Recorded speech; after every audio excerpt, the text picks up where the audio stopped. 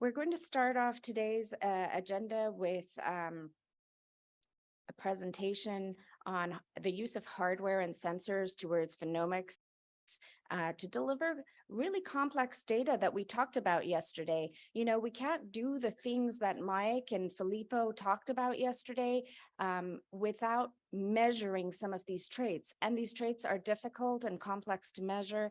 And here we're going to talk about, are there technologies and tools available that can help us capture this data? So I'm really excited to listen to what Dr. Steibel has to teach us about this. He's the Lush Endowed Chair of Animal Breeding and Genetics from Iowa State University, and I'll let him come here and educate us all on how we can do this. Thank you so much. Good morning, everyone. I want to start thanking the organizing committee for this opportunity to present here. It's my first time at BIF. I work mostly with pigs, even though I'm from cattle country in Argentina originally, but life has its surprises for everyone after graduate school. And I've been for almost 20 years in the US, first at Michigan State, now at Iowa State, working on different aspects of data integration and modeling in animal genomics and phenomics. And I want especially to thank Matt Spangler, who's the person who contacted me and convinced me. He didn't have to work too hard to come here. So I want to start just mentioning the definition of what I understand when for phenomics, which is not a new concept, is not a new idea. This has been around for a while in plants and animals, is the acquisition of lots of data at an individual level, at the phenotypic level, in organismal-wide scale. And we published with my friend and colleague Miguel Pérez Enciso from University of Barcelona back then, and now with Cortiva, a paper on this. Is an opinion paper. You know about opinions, everyone has their own, so we publish it. And we think that the most disruptive changes in genetic evaluations in plants and in animals will come from advances in phenotyping in the next few years. Just like a few years ago, we had a breakthrough through high throughput genotyping. And one big difference between phenomics and genomics, and this is Miguel's idea, is that phenomics does not refer to a closed set of variants. Genomics, usually we can understand genomics as a closed set, although now with pangenomes that can be questioned. But phenomics is not the case. So you can come up with as many infinite number of phenotypes as you can think of throughout the life of an animal and at different resolution levels in an animal. So I will focus on a few examples that we think, and I think personally, that are useful in livestock breeding. So first of all, what is new in phenotyping and phenomics? Because I just said phenomics is not a new idea. In general, there are two levels of innovation here. One is the ability to measure new traits on a large scale. I mean, many of these traits could be measured in a lab setting or in an experimental setting on one or a few animals. But the idea of phenomics now, we can measure these hard to observe traits in many, many different animals and in a high throughput way. And some of those have been discussed throughout this conference.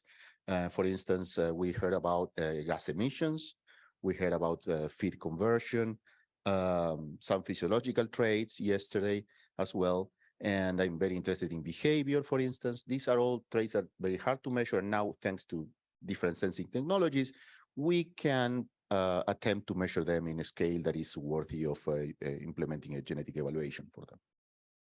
The other source of innovation is through the ability to measure traditional traits, for instance, just live weights, on a continuous basis and under production conditions with minimal human intervention, so automatically recording weights from the animals under normal production conditions. That's also relatively new. Before we had to take an animal and move it and take it to scale and weight it, and now that might not be necessary anymore in many cases, just to put an example.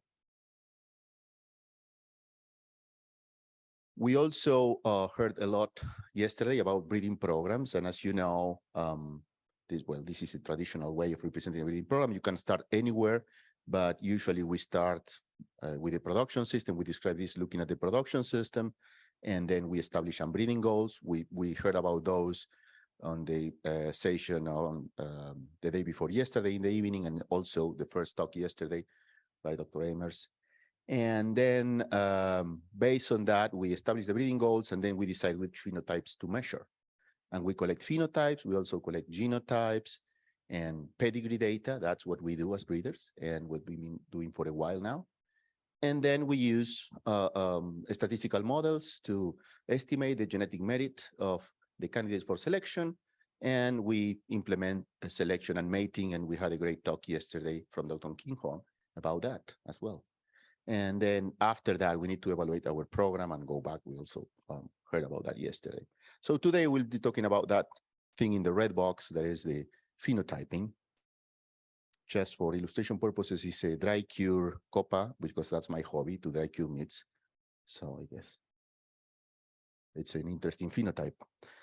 So Phenomics fits in the work that animal geneticists and breeders are doing in two levels. One is that red arrow there that says extract relevant measures. A lot of the animal geneticists now, and working together with engineers, etc., a lot of us are working on this stage. So there are sensors available. They produce some signal, which is quite cryptic, and we use algorithms to try to extract a meaningful phenotype. And we are doing a lot of work on that. I will mention that. So that's one level of intervention. The other one is once we extract those relevant phenotypes, we need to link those to genealogical pedigree or genotypic records through some sort of ID system. That's what I call a perennial ID. So it's an ID that can be cross-referenced across different data sets, so that we can move on to the next stage, which is the statistical modeling, which is something that we've been working on for a while. We as a community, as breeders. And so there's also things to talk about when we have that individual identification using sensors, and then how we use that for the statistical modeling. So we'll be talking a little bit more about that. And then if everything falls into place, we'll have EPDs. So I think I feel like preaching to the choir, but anyways, why we phenotype is that quote from Peter Drucker, who was an educator and also a management expert, and he said, "You cannot improve what you cannot measure." So basically, that's our mindset for most breeders. But not only we phenotype for breeding, we also in animal production system we phenotype for management. We measure group level phenotype. We measure individual level phenotypes to compute individual indicators or group level indicators, key performance indicators to enable management. So what we phenotype, what we measure on the animals will be defined, as it was very well explained the first night and yesterday in several talks, by the socioeconomic conditions. That means that it will be an interaction between ranchers, farmers, and the community and the consumers to come up with what is relevant to measure. And usually, if you phenotype something that is useful for immediate management actions as well as for long-term breeding decisions, that's the most likely to be successful. And I have an example for that, which is from the US, the HIA. So in the 1890s, Babcock in Wisconsin came up with this test to measure butterfat in milk. Before that, it was very difficult to do it. And he came up with that test, and now it could be done on farm or virtually close to the farm and in a high throughput way for that time standards. And after that, if you are from university, you would say soon after that, 15 years. If you are from a corporation, it would be a long time, 15 years. But anyways, this gentleman who was an immigrant from Denmark, and he was an employee of the state of Michigan.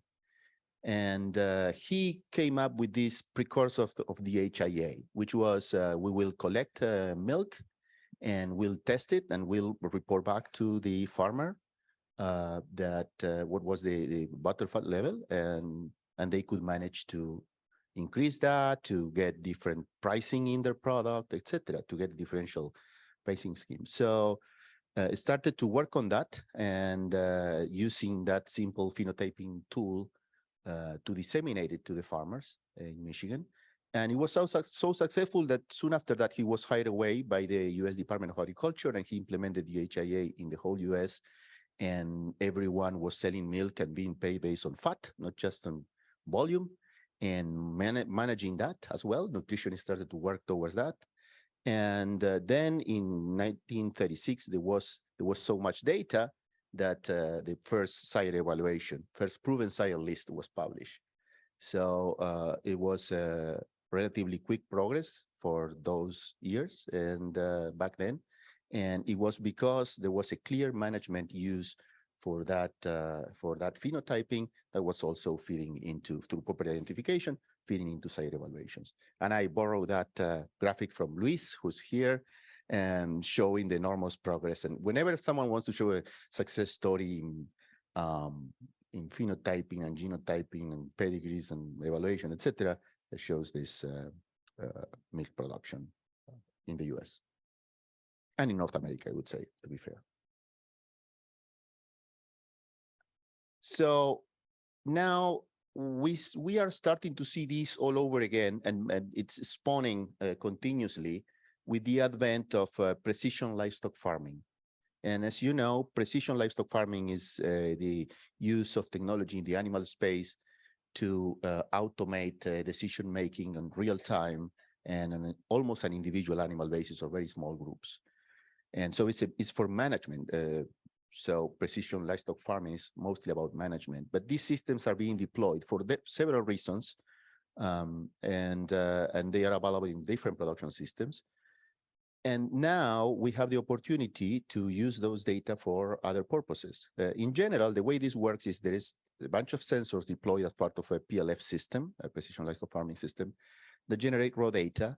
The volume of data is enormous. It cannot be stored because it will blow up every single space available, but it's quickly processed through algorithms that will automatically extract some phenotypic measure, and based on that, will produce some sort of actionable flag or alert.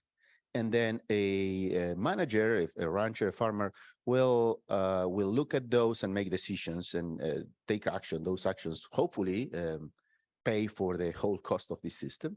And then the rest of the data is practically has to be discarded, cannot be stored. So the idea is among those discarded data, maybe there's something that we can salvage and store for future use. One of those would be if we could use it for breeding purposes, for instance. So the type of sensors that we are seeing, this, you know, as soon as you try to cluster things, you end up having like weird categories sometimes. But one way is to group these sensors depending on the quote unquote distance to the animal, or how they are placed or positioned with respect to the animal is an important classification criteria, because that will dictate practical considerations, not only for the use of the sensor and the deployment, but also for the data analysis. The very common sensors that are being deployed now are remote sensors, and these are sensors that are away from the animal. It can be within a barn. They could be far away in a, in a satellite or in a drone or whatever, and or microphones, for instance, cameras, etc. And they are capturing data, and then they are processed to obtain these things. And I think later today we'll have a whole talk on computer vision. I will mention a few examples of computer vision later on as well. Is one that is being pushed a lot in this case.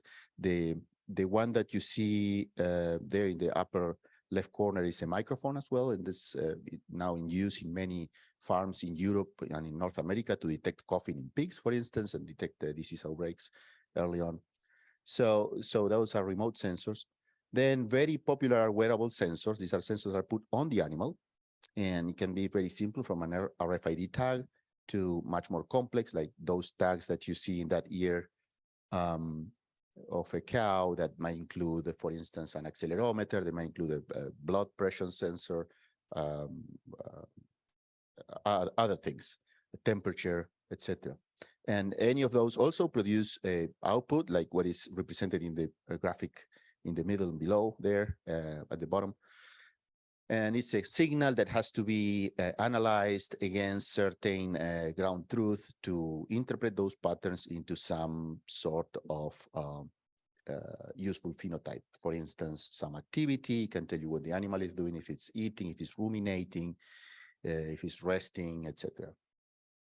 And then there's proximal sensors, such as those that are in the close vicinity of the animal, and usually these are static, and the animal approaches them, for instance, to drink or to eat, and like those fire feeder for the pigs, or the multiple feeding systems that you see in cattle, or also like similar to these are the ones for measuring emissions, methane emissions. And there is a sensor there that will capture something of what the animal is doing. In most sensing technologies, these are combined. So for instance, there may be a proximal sensor, which is a scale. There might be a wearable sensor, which is an RFID tag. And then there might be a remote sensor, some beacons, etc., capturing the data. So what are the challenges? Some of the challenges that we see, and this is based on what our colleagues are working on, and just one of the groups working on this. One of the challenges is related to that first step, extracting useful phenotypes from the signal that we obtain. And this is easier said than done. In many cases, it looks like easy, especially based on our popular culture now that is so used to these multiple uses of computer vision, artificial intelligence, etc., that looks like very, very simple, but actually it might be more complex than we think. This is an example of a publicly available data set, call it COCO, and it's being used to train models for image analysis, and for, in this case, image segmentation. Segmentation is when you have an object of interest in an image, and then you want to, let's say, cut it out or mark a contour around that to track where that individual is. And in this case, it's just one of the millions of images. There's a pasture there. There are a bunch of sheep, and in the foreground, there's clearly a shepherd dog, and they are all masked or marked by someone, and it's called the ground truth. So the data includes the images and this ground truth, these masks. And there is a model, a very complex model, called a convolutional neural network, the details don't matter, that takes those data and it learns to recognize and to segment each of these types of objects, from cars to bicycles, to sheep, dog, cattle, etc. And it can distinguish a bicycle from a cow, so surprisingly. So then once we have one of those trained models, and these are available, and you can download these models. The model is called YOLO. There's different versions of that. You can feed images, and then the model will produce the mask for you, and will segment that. But what is important, the first challenge is to evaluate how good those outputs are. If you are using a pre-trained model, or even if you are training your own from scratch, you can get this model and retrain it, or make it learn a few nitty-gritty details of your own images, in addition to everything that it knows from before. And it's called transfer learning and retraining. But then you have to evaluate how good that is in your application. And we spend a lot of time doing that with my colleagues, taking off-the-shelf models and evaluating them under different conditions. For instance, very important is to, once you get that mask and you compare that output with the ground truth, you will see that you have a bunch of true positives, which are those ewes that have been correctly, and lambs that have been correctly marked. They are segmented. You can see a bunch of them. But once they are segmented, you have to zoom in to see how good that mask is, because sometimes it's just leaving a piece of the animal out. Sometimes it's getting some of the background into the segmented object, and so on and so forth. So we need to evaluate that. Also, there are a bunch of sometimes false negatives, and you can see several animals there have not been detected, and they don't have a mask around them. And there might be false positives. There's hard to see any here, but sometimes maybe the dog could be identified as a sheep, and that would be a false positive, or a car could be identified as a sheep, and so on. So that's challenging. Then, for instance, one work that we did when I was at Michigan State with my colleague from animal behavior, Dr. Jani Sigford, and with my student, our student, Junjie Han, we wanted to classify the activities of pigs at the feeder. So in this case, you can see like a top-down view of a fire feeder. There is, in all of those, there is a pig that is eating or trying to eat, and there is another one behind doing something. I will play these clips. They are less than a second long, so if you blink, you will miss it. But sometimes it's just there, the pig doing nothing. Sometimes it's just exploring or starting to tail bite or do something. Sometimes they try to get into the feeder by going under. It's not very effective, but others learn how to displace other pigs from the feeder very effectively and take their place. And so we were studying competition for feeder space, and if we could have this, that would be this phenotype that would be very, very useful. So Junjie, who's a student from background in computer science, he came into my lab, and then we designed all this experiment right before the pandemic. He'd never been in a pig barn before. I took him twice, and then COVID broke out, and we were told to continue the experiment is one person at a time in the barn. So this guy that had zero experience handling pigs had to go to the barn on his own and do all this. And then I alternated with him once every week. And then I invited him to eat a barbecue every week at my home just to compensate that in violation of university rules that didn't allow us to get together. And so he recorded lots of hours of video, moved pigs around, changed pigs, a very complex design. And then manually labeled 15,000 video episodes, put in one of those 4 categories. And he broke the video episodes, 80% for training the model, 20% for validating or testing the model. And these are the results of the recall, which is how many of the true events were detected, and the precision, how many of those detected as each of these 4 categories were actually the correct category for the testing set. And this guy was ecstatic. He thought, this is so easy. And then I told him, why don't you break these episodes in a different way, like use the first day for the training, because this lasted like 6 weeks. So use the first day for training and then use the following days for testing. And it didn't work so well. So the recall that came down, but especially the precision, was severely affected for the most interesting interaction, which was the livering and the mounting, which were the ones that we wanted to identify, because these are very distinctive behaviors that make an animal compete more for feeder space. And then when he did it training in one pen and then use it in another pen, it was even worse. So the take-home message was, we need to validate this, considering this algorithm, considering the heterogeneity of the system. And so, well, he kept working on it to get it better, but then he graduated and he published the paper with the negative results. I think it was far more interesting than the good ones. And then he graduated and he was hired to produce genomics for Bayer. So from studying this very interesting pig behavior thing, he's now looking at lettuce and tomato breeding. But he's so happy with all he learned with us. So anyways, so I moved to Iowa State, and of course this data has so much to work on. And Mina Shumali joined my lab this last spring. She's from is a genetics student, and she has a very strong computational skills. So she started to work on a different algorithm. She said, well, classifying just whole videos maybe is too difficult because there's so many things going on there. So she took a different approach and trying to detect the pigs and draw a box around each pig.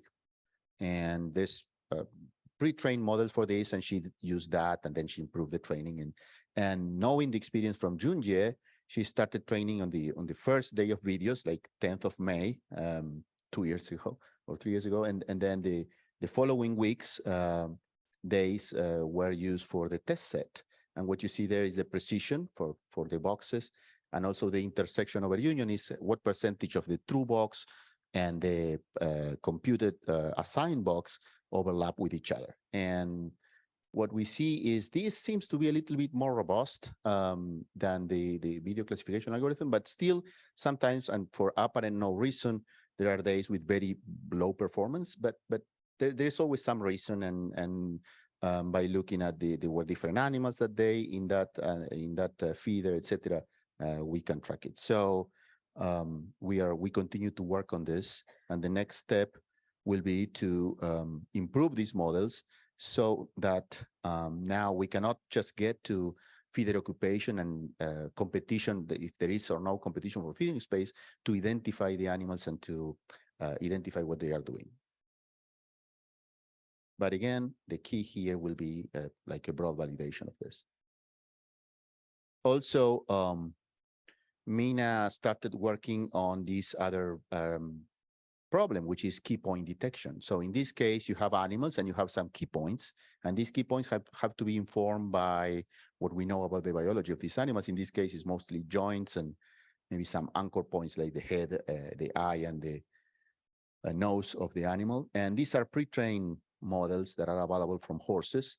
And I call my friend and former colleague at Michigan State, Brian Nielsen, and he had one of his graduate students walk horses and take short videos. And Mina used a pre-trained model, and I will show you this. And the pre-trained model seemed initially to be doing a great job, but because we know animal systems, I told Brian, send me also from some interesting coat color animals, which are not in the training set. And then when you have animals of different coat colors, you know, it doesn't work that well. Yet, because there were some light color horses, Mina had, oh, sorry, I think I'm getting ahead of myself. So, but what is interesting is if we can make this work now, we can extract a reduced representation of the horse or a steer or a pig based on those key points. And the output of this program is not just a video with nice color dots, it's also that spreadsheet that you see there with 3 columns per each of these points, giving the X and Y coordinates and then a likelihood of being correct. So it's interesting. The algorithm tells you if they think they are correct or no. It's like a person tweeting. They always think they are right. So it's the same with this algorithm. Most of the time they think they are right. But once this is validated, you have this output for every single key point. You can get that representation, and now you can look at conformation traits and things like that. It's great work coming out of University of Illinois Urbana-Champaign with steers using this, and many other people for sure, probably several of you here in the audience. So Mina said, well, there is some light color horses there, so I think this can be used in pigs. And I told her, no way, a pig is so different from a horse, it cannot work. And so this is work that Mina is now doing with Will Taylor, and I will have to use only this one, so I apologize to people on that side. Will Taylor is a student in my lab who was a student of my dear colleague, Dr. Ken Stalder, who unexpectedly passed away in late October last year, and I kind of inherited Will. And Will was already set to work with Ken on some of these using computer vision to detect key points in animals for animal evaluation, especially for pigs. And they were collaborating with Santosh Pandey there from computer science and electrical engineering at Iowa State. So we carry on this work. And we went with Santosh, with Will, with Mina, and with some undergraduate students, and we walk like 150 pigs. These were late nursery pigs in front of the camera, a phone, just using a couple of phones. And Mina then applied it's on purpose, it's fast, so you cannot see the errors, but she applied it, and sometimes it works, sometimes it doesn't, but it's amazing that it's detecting similar joints in such a different animal. And but Will has a very special skill set. He's the head coach of the judging team at Iowa State, so he knows about judging animals and animal conformation. So he came up with these points for the pig, and now these two guys are working together with a bunch of undergraduates, labeling hundreds and thousands of frames to try to train a more meaningful model for the pig. And the idea is that it will provide data similar to what Will is using for giving feed scores and locomotion scores to pigs, but in a more objective way.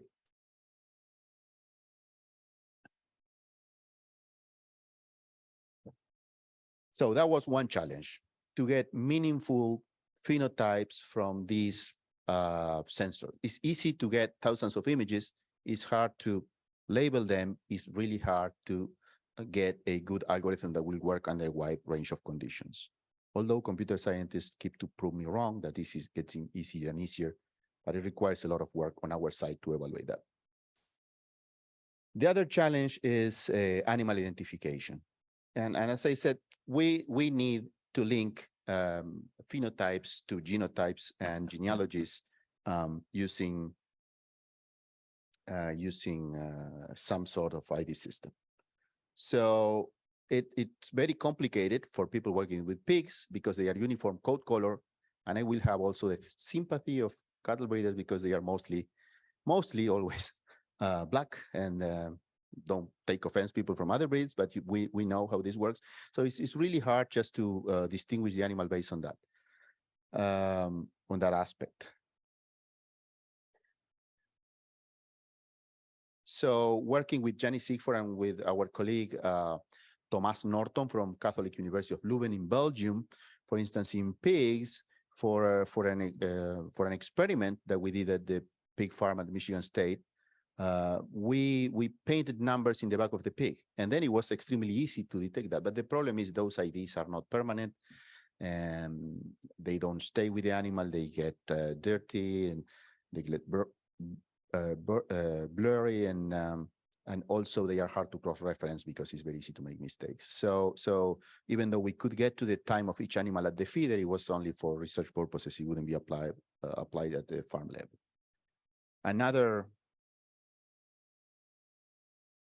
Another possibility is to use these key points to identify animals. In the case of key point detection, let's say on a side view of an animal that is walking, there will be a lot of these points that move, that change position and relative position. And by analyzing that, we can do, for instance, gait analysis. But there's a bunch of other points that won't change position with respect to each other that can be used to identify animals. And that's actually the basic principle of some of the approaches to facial recognition. Another one that's being implemented, for instance, by software available from UNL, from my colleague Benny Moat. It's a software called Nutrack. They can read the ear tag. They even design the ear tags so they are hard to misidentify. So even if they see like half of the number or something, can still identify the tag. And so that would be one. I think the most promising one, though, will be the combination of the computer vision with some other wearable technology. For instance, an active tag with a telemetry system, whether it's indoor or outdoor, that will be able to pinpoint the position of the animal that is in front of the camera and just link all those data streams. Personally, I think that's a very robust system. And another one that could be considered at some point is just don't identify the animals. And for instance, in pig production, there's cameras that are put somewhere in the pen. Whenever a pig crosses in front of the camera, you get a weight, an estimated weight. There's pigs that cross in front of the camera 3 times a day. There's others that cross 30 times a day. So what needs to be done is all those measurements, together with other morphometrics, they have to be clustered into a set of individual measurements to get the actual phenotypic distribution of the animal, of the phenotype in the animals, and not in the images. But after that, if we can, let's say, get the allelic frequencies, we could work out some prediction equations based on allelic frequencies and phenotypic distributions, and then maybe go from there. And so that could be a possibility, especially for commercial animals, I guess. So anyways, I talk about the challenges, and just now I want to mention some opportunities. I will go quickly through this because I don't have much time. But one thing that we worked on with my colleague Fito Cantet, who's from Argentina. He was my mentor during my master, and he's a beef breeder, and he's interested in this study, and I'm very interested in this as well, of social genetic effects. These are inheritable effects that are expressed in the group mates of the individual. For instance, an animal has a breeding value, direct breeding value for growth, right? But also there is a breeding value of the animal for growth of the group mates, such that an animal that has a high potential for growing, maybe because it's a dominant animal and eats a lot of feed, it's also an animal that affects the growth of other individuals because it guards the feeder or the feed bank from others. And this is inheritable. That's a social genetic effect. And the idea is to select animals that perform well, but don't affect that much the performance of the group. This is used a lot, for instance, not only pig breeders want to use it, but they have varied success on this, but also in the poultry industry, this is very, very important. And now with mandatory group animal housing, which is not a problem for beef producers, but it is a problem for pig producers in Iowa and other places, and for laying hen producers. There's a renewed interest on this. And well, the details of how this is done, I won't go into that, the modeling, but the idea is that the basic assumption of this mixed model for predicting this social genetic effect is that there are uniform interactions within the group, which we know is not the case. So if we can measure interactions between animals, maybe we can improve this prediction. That was Fito Cantet's idea, and so we implemented it. We did high throughput phenotyping of animal interactions. Belsi Angarita, a student from Colombia in my lab, that did a visiting PhD stay, she worked on this, and she used the interactions between animals to try to predict the amount of skin lesions in the pigs. And she could, by just including these interactions in this interaction matrix in the model, she could recover 50% more of it's not the direct heritability, it's the total heritability. So, and this was because there were more connections between data. So the phenotypes of one animal were informing the phenotypes of other animals through these behavioral connections. And so that was very promising. There's many opportunities like this you see in sensors. One example would be, and I think Luis is working a little bit on this, Luis Brito, who's here, the idea of genotype by environment interaction. Reaction norm models are not a new thing in animal breeding and prediction. But now, instead of using the environmental let's say temperature and humidity from a airport close to the farm, we can use the temperature not only on the farm, but the temperature that the animal had in its immediate environment. And this will also be a combination of whatever was happening with the temperature that day, but also of the social environment. If there's just one tree and there's a bunch of cows, guess who will get to use the shade? Those who can defend it, right? So some will be left out. So the environment will be different. Now we can do like fine scale G/E studies. Another example is to refine maternal effects. Andrew Hess from University of Nevada, Reno is putting GPS collars on ewes and lambs and using those to understand maternal ability and prediction for maternal ability, because maternal ability is not just milk production, it's also the ability of the mother to care for the progeny. And this might include anything from fending the progeny from predation to just taking care of the animal better.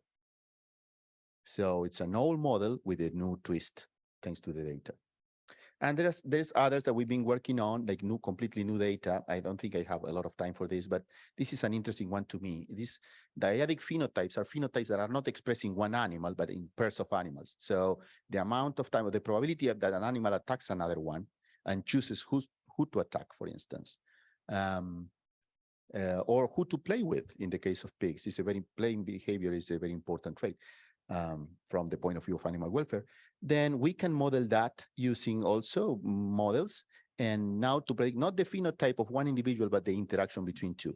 And so I won't go into details of how we do that with the model, but what is interesting, we apply this to pigs, and what we saw, like pigs in the finisher, and what we saw is that the probability of the pigs attacking each other was a function of, number one, if they were in common nursery pen, so if they knew each other from previous pen, they fought less, but also there wasn't a difference due to the weight, which is a common knowledge that animals that are heavier attack animals that are lighter. Apparently, that's not the case because there is avoidance.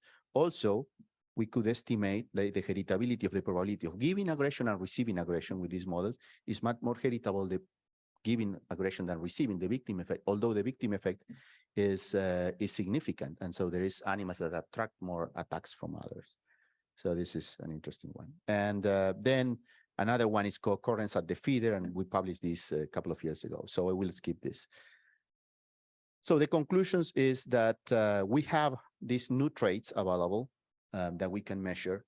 We heard about gas emissions yesterday, I talked about behavior today. All these might be tending to societal needs. We never thought that we would need to move these traits genetically, but we might have to based on the demands from society.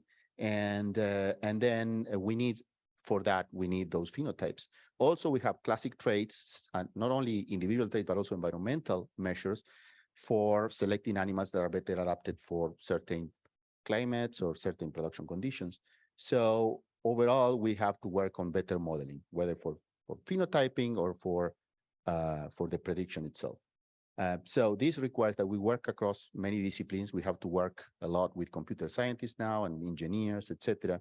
And we have to integrate multiple data streams. Our role, I think, as experts in the production system, ranchers, breeders, animal scientists, etc., is that we understand the sources of variation, and we understand how this has to be evaluated.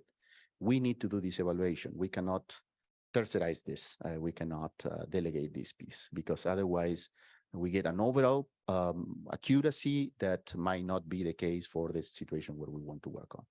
And so with that, I will be done. I don't know if there is time for questions because we are behind schedule. So.